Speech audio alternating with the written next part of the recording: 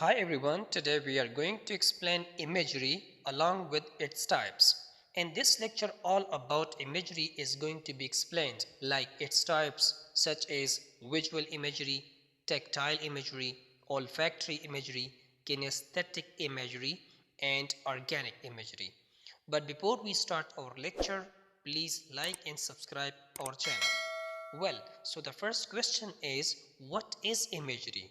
We are going to just explain it, that what is imagery, and after that I'll explain its types one by one. So basically, imagery in literature refers to the use of descriptive and sensory language to create vivid mental images and sensory experiences for the reader.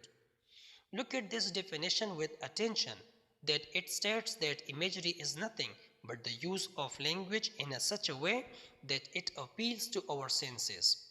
I think still you are not getting the point. Let me make it easier for you. Simply, when a writer uses a language in his literary work in such a way that it engages the reader's sense of sight, sense of touch, sense of taste, sense of smell, etc. So this is simply called imagery in literature, right? For example, just look at this example. The bright yellow sun shone down on the green grass. This example makes a reader to picture the bright yellow sun and green grass, right? And after reading this example, we can also be compelled to imagine the picture because of what? Because of the language used, because the writer has used the language in such a manner that compel us to imagine about that picture, right? As you have understood imagery, now it is the time to explain its types, right? The first one is visual imagery. Basically, this is the type of imagery which appeals to the sense of sight of the reader. Simply, you can say that when you read a literary work and while reading, images are created in your mind. So this type of imagery is called visual imagery.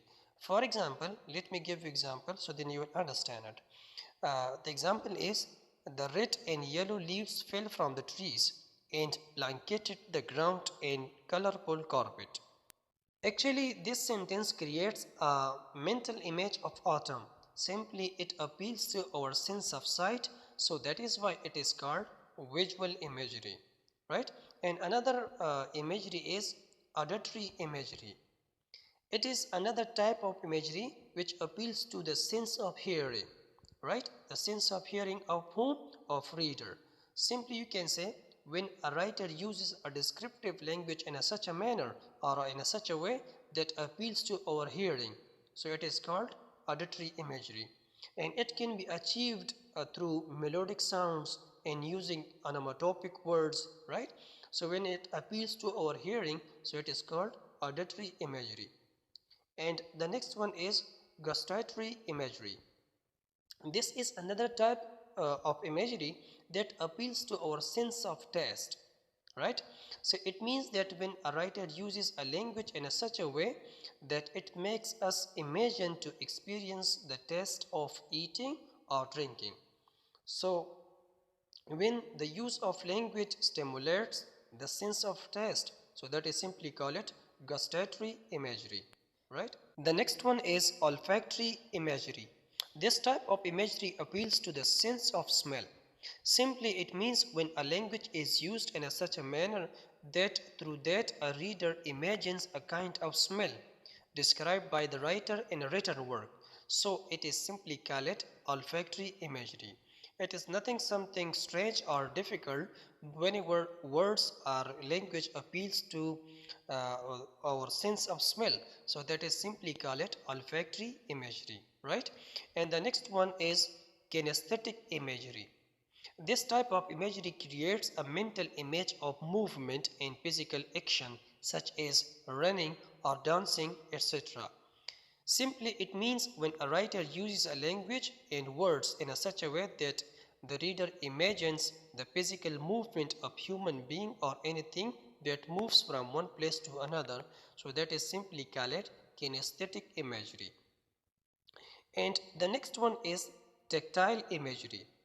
This is another type of imagery and it appeals to the reader's sense of touch, such as heat, cold, etc.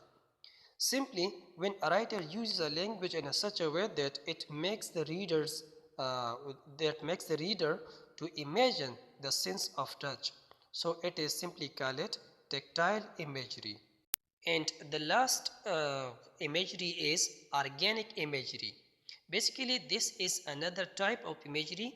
This type of imagery appeals to the physical sensation or internal bodily process like hunger, thirst, pain, fatigue, etc.